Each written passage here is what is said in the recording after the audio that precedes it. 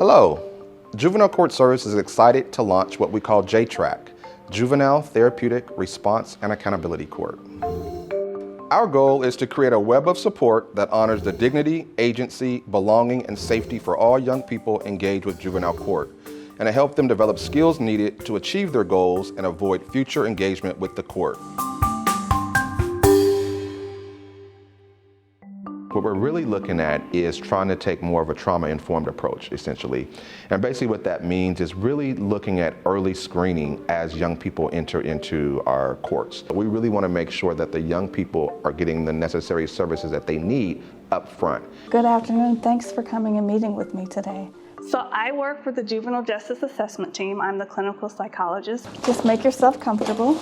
All youth who are involved in our court system would be screened very early on within the first month, so that when making their case plan, we can see what their needs are and use that to drive the case planning versus their behavior or their charge. And again, the shift with JTRAC is not waiting until 6 months or a year into a long, complex legal case, but saying you have a need today and we want to connect you to help and support today. I'd like to ask you questions specifically about how you've been feeling and acting lately. The research shows that 40 to 80% of youth involved in court systems have a mental health or behavioral health need. The reason we're asking them is to try to help you get connected to the resources that may be able to help you process and get through whatever it is you may be going through. I'm glad to meet you today. My name's Melissa. I'm just going to be asking you some questions. Have you been suspended before? So we screen for anxiety, we screen for trauma, we screen for depression, we screen for substance usage. So have you ever been in trouble with the court before? Your responses indicate that you may have some behavioral health needs that would require additional services. So they may need counseling, they may be needing peer support, they may need resources for employment. Figuring out what those basic needs are, because when basic needs aren't met, we can't address emotions. If someone comes to us and they're unstably housed and they don't have food to eat and they don't have reliable transportation, it's really hard for us to meaningfully address more complex needs like behavioral health needs, things like mental health and addiction. We often like to say that bad behavior is, as we call it, is a manifestation of an unmet need. So if we don't address the unmet need and the root of the problem, we will continually see people acting out. The earlier you can do it, the more you can target the behavior before it turns into something else. Good morning, everybody. Please have a seat. Thank you. Being able to do the assessments, provide the assessments to the JPCs, to the attorneys, and all who are working with the youth, it gives a different lens, and even to the judges of, okay, this is the background of the youth, this is more of the total picture. All right, well, thank you for all your efforts. The traditional court system focused more on punishment and did not take into account behavioral health needs. And by doing that, it only created more and more behaviors that were not deemed as appropriate to society.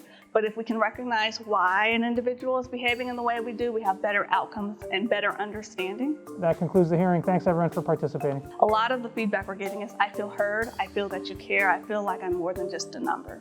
I do think this will change lives. I do.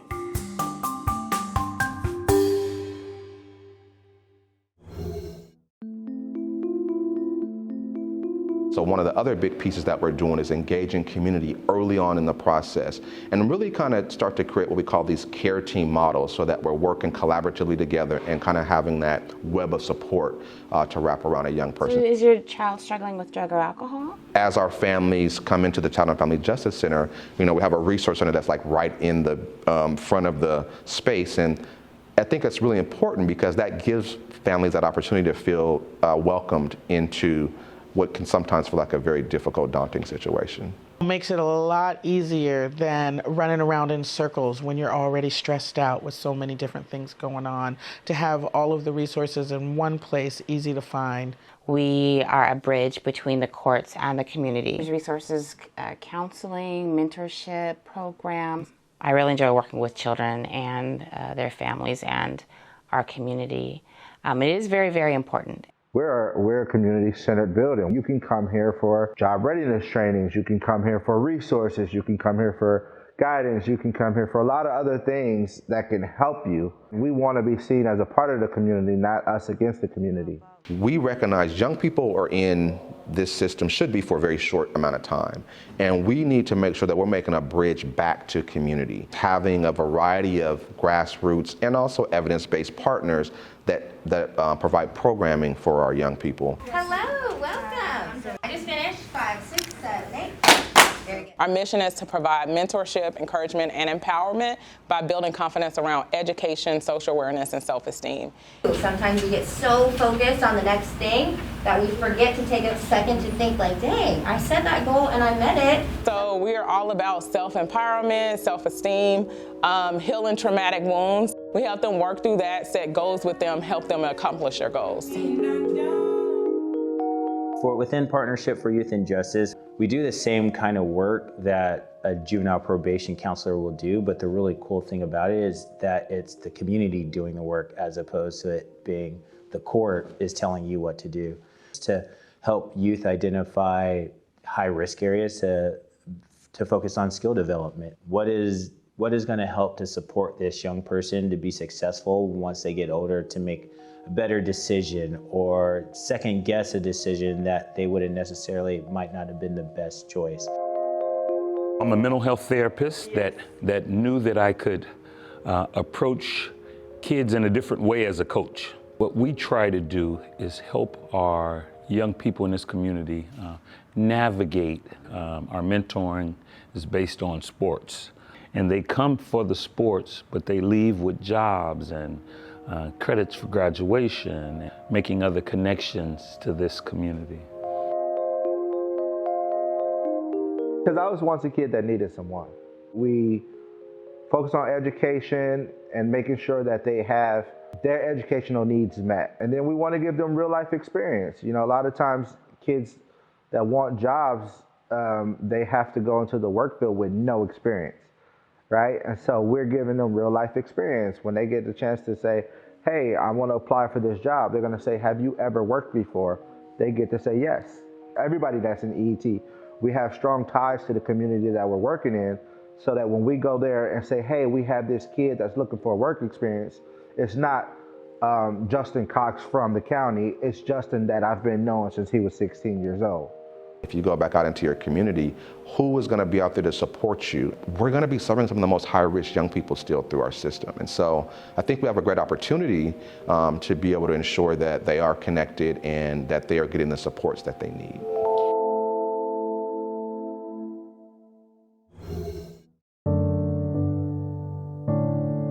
The final pillar is what we call positive youth justice. And really what we're looking at is how are we providing skill development and positive development for our young people? How are we also within our probation realm incentivizing young people to meet different milestones along the way? When a young person is adjudicated of a crime, either they plead guilty or the court finds that they committed a crime. They have a juvenile probation counselor that works with them very collaboratively to put together a case plan and determine, kind of what maybe the next 6 or 9 months of their life look like. We take what we learn from brain science, what we know about youth development, the various risk factors and protective factors that each kid has, and we use that to develop a framework that help them prepare for the next stages of life. We can put them in the best position possible to be successful. Telling someone they have to be on time for a curfew or not use drugs doesn't connect the dots of how do you get to that. We take what we learn from positive justice to build those steps towards, okay, this is how you do it, not just do it because I said do it. We believe that we have to be able to help young people, or celebrate young people, I guess is a better way to say it, as they are making these milestones. Some of these young people have never been celebrated. You'd be really surprised what it takes sometimes just to kind of give a young person an opportunity to kind of shift their direction. In my plan, in a nutshell, it takes everything we learned about the kids, protective factors, strengths, barriers, put that into a plan that we break down step by step so we can connect that to an incentive model that allows the kids to have incremental success so they can start building these habits and start seeing that, oh, when I do this, good things happen. It's like kind of building up or conditioning and building up those memory muscles around if I do X, Y, and Z, there's going to be a positive result attached to that. You'll hear the phrase, you cannot incarcerate your way out of a problem. And I think in another way, when we're working with young people, it's understanding that we can't punish our way to better behavior. We have to work with people collaboratively, work with these young folks to figure out what they want, help them set goals and find a path, and then incentivize that. When they were young, they didn't dream about being incarcerated or being in probation. They dreamed about being doctors, lawyers, basketball players, rappers. And so whatever it is, whatever we can do to help them dream again, I'm all for it. For young people, when they start to engage in that way and connect in that way, and again, be able to be celebrated for some of the small milestones along the way, I think it puts them on a trajectory to continue to do that outside of being within our system. I absolutely think that JTRAC and what Juvenile Court Services is doing will change lives. Helping young people kind of discover a little bit who they are empowers them to be healthier and to do better, and I think that has long-lasting effects in anyone's life.